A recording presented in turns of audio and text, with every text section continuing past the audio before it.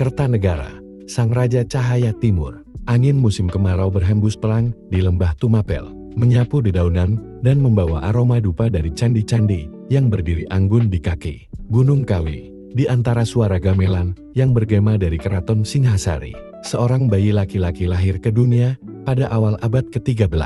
Ketika kerajaan baru saja memasuki masa kejayaannya di bawah Prabu Wisnuwardhana. Anak itu diberi nama Jayanegara, yang kelak lebih dikenal sebagai Kertanegara yang berarti penguasa negeri. Sejak kecil, ia memperlihatkan kecerdasan yang luar biasa. Para resi dan brahmana yang mengajarinya membaca lontar-lontar kuno berkata bahwa matanya tidak seperti anak-anak biasa. Ia bisa duduk berjam-jam membaca kitab Arjuna Wiwaha dan Kakawin Sutasoma tanpa bergeming, merenungkan makna dharma dan kekuasaan. Ayahandanya, Wisnuwardhana, mempersiapkannya sebagai penerus sejak usia dini. Di usia 8 tahun, Kertanegara telah belajar strategi militer dari para panglima, filsafat Buddha Tantra dari para pendeta, serta hukum dan sastra dari cendekia istana. Ia tumbuh dengan keyakinan bahwa kekuasaan adalah amanat ilahi yang harus ditunaikan untuk membawa ketertiban dan cahaya ke seluruh penjuru Nusantara. Tahta Singhasari dan awal ekspansi. Tahun berganti, dan ketika Prabu Wisnuwardhana mangkat, Kertanegara naik tahta sebagai Raja Singhasari. Usianya baru 30 tahun, namun keberaniannya membuat para menteri terkejut. Ia tidak ingin sekadar mempertahankan wilayah Tumapel, Kediri, atau bagian timur Jawa saja. Tidak, cita-citanya melampaui tanah Jawa. Ia ingin menyatukan seluruh Nusantara, bahkan sampai negeri seberang lautan. Majapahit belum lahir, tetapi cita-citanya telah hidup dalam darahku. Demikian katanya kepada Mahapatih Raganata, menteri setianya.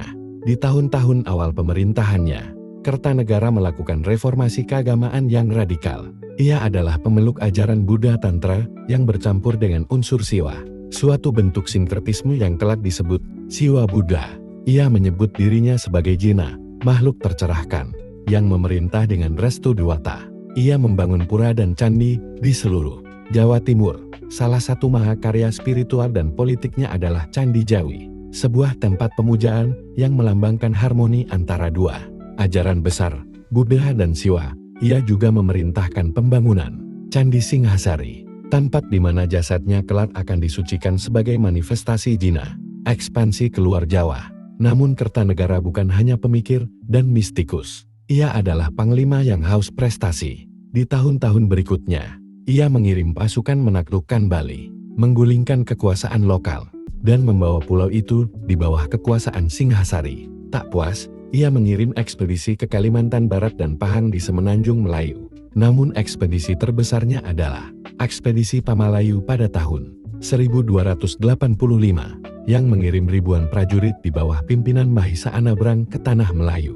Tujuannya bukan sekadar menaklukkan, tetapi juga menghadang pengaruh dinasti Yuan dari Tiongkok yang mulai menjangkau Asia Tenggara. Di mata Kertanegara, ia bukan sekadar Raja Jawa, ia adalah pelindung tanah-tanah selatan dari ancaman Mongol. Ia menolak keras permintaan tunduk dari Kubilai Han yang mengirim utusan ke Singhasari. Dalam peristiwa legendaris, ia melukai wajah utusan Mongol dan mengusir mereka dengan hinaan. Jika Kubilai ingin menguji kekuatanku, katanya sambil berdiri di depan peta besar Nusantara, biarkan dia datang. Aku akan membakar jiwanya dengan api Tantrayana. Kejatuhan sang raja, namun kebesaran selalu memanggil bahaya. Di saat Kertanegara sibuk mengurus ekspedisi keluar Jawa, kekuatan dalam negeri mulai merongrong. Seorang adipati dari Kediri bernama Jayakatwang, yang merasa dirinya adalah pewaris kerajaan Kadiri yang dulu dikalahkan, menyusun siasat pemberontakan. Ia memanfaatkan saat ketika pasukan utama Singhasari masih jauh di seberang lautan. Di tahun 1292, Jayakatwang menyerbu ibu kota. Dalam pertempuran yang kacau, keraton terbakar, dan Kertanegara yang menolak melarikan diri tewas dibunuh di dalam istana saat sedang bermeditasi di hadapan patung Buddha. Darah raja itu mengalir ke lantai batu, dan menurut legenda, langit menjadi merah selama 7 hari 7 malam. Warisan dan bayangan Majapahit. Namun kematian tidak memadamkan nyala cita-cita. Dari reruntuhan Singhasari, seorang bangsawan muda bernama Raden Wijaya, menantu Kertanegara, melarikan diri dan kelak akan membangun kerajaan Majapahit sebuah kekaisaran besar yang menggenapi mimpi. Kertanegara menyatukan Nusantara. Cita-cita besar Kertanegara adalah akar dari pohon kejayaan Majapahit. Ia bukan sekadar raja terakhir Singhasari, tetapi pionir ide imperialisme Jawa, pelopor semangat Nusantara, dan raja yang memandang laut bukan sebagai batas, melainkan jembatan menuju kejayaan. Bab 2. Bayi dari api dan dongeng langit. Di balik dinding batu hitam istana Singhasari, suara genderang dan kidung terus bergema, menyambut kelahiran seorang putra mahkota. Di bawah cahaya bulan purnama yang menyinari pelataran, Prabu Wisnuwardhana berdiri memandangi bayi yang digendong oleh permaisuri. Wajah anak itu tampak tenang, namun kedua matanya, bahkan sejak dalam pelukan, memancarkan keteguhan seperti batu permata yang lama tersembunyi dalam perut bumi. Anak ini, ujar seorang pendeta tua dari Padepokan Burer, akan membawa dunia ke dalam pelukannya, atau memakarnya hingga jadi abu. Ia lahir pada malam tumpak Tangahing Sukla Paksa, ketika bintang-bintang membentuk jalan naga di langit. Namanya diberi Jaya Negara, namun di kalangan para pendeta, ia dijuluki si Cahaya Timur, karena auranya terasa hangat, seperti nyala dupa dalam kegelapan. Sejak kecil, ia tak menunjukkan ketertarikan besar pada permainan anak-anak, melainkan lebih sering duduk di dekat api bersama guru-gurunya, mendengarkan kisah Ramayana, Mahabharata, dan Tantri Suci dari tanah India dan Tibet. Pendidikan Kertanegara tidak seperti pangeran biasa. Selain membaca kitab hukum dan seni bela diri, ia diajarkan ajian Tantra, yang menggabungkan kekuatan meditasi, penguasaan diri, dan kesadaran terhadap alam semesta. Ia diajari melihat dunia bukan sebagai tempat lahir dan mati semata, tapi sebagai lingkaran waktu tempat raja harus jadi poros membawa keharmonisan antara bumi, langit, dan manusia. Ia mendalami kitab Sang Hyang Kamahayanikan, mempelajari jalan spiritual Vajrayana dari para pendeta yang datang dari Serindit dan Sriwijaya. Kertanegara percaya bahwa seorang raja tidak hanya perlu bijak, tapi juga tercerahkan. Maka pada usia remaja, ia menjalani pendakian rohani selama 40 malam di puncak Semeru, bertapa dalam diam, menyatukan diri dengan alam, dan kembali dengan mata yang jauh lebih dalam dari sebelumnya. Di usia 20 tahun, ia telah menjadi pemuda yang luar biasa. Wajahnya gagah dengan sorot mata tajam dan penuh harisma. Ia memahami bahasa Sanskerta, Jawa kuno, bahkan mengerti tafsir ajaran Buddha dari naskah-naskah Pali. Ia mulai menulis syair, mengomentari kitab filsafat, dan bersahabat dekat dengan para pendeta, seniman, serta ahli strategi militer. Tetapi di balik semua itu, ada satu hal yang ia simpan dalam minus dalam, ambisi yang membakar. Ia ingin menyatukan dunia di bawah satu panji, satu kekuasaan, satu arah moral. Dan ketika Wisnuwardhana jatuh sakit, rakyat pun tahu bahwa dunia akan segera berubah. Bab 3. Tahta dan Permulaan Gelora. Tahun berlalu, dan ketika Wisnuwardhana wafat dalam usia senja, Kertanegara dinobatkan sebagai Raja Singhasari. Penobatan itu diselenggarakan di Candi Kagenengan, tempat suci bagi leluhur mereka. Dalam upacara yang dipimpin oleh 4 aliran pendeta, Kertanegara mengenakan jubah putih dan duduk dalam teratai, memejamkan mata sambil membiarkan mantra-mantra melingkupi tubuhnya.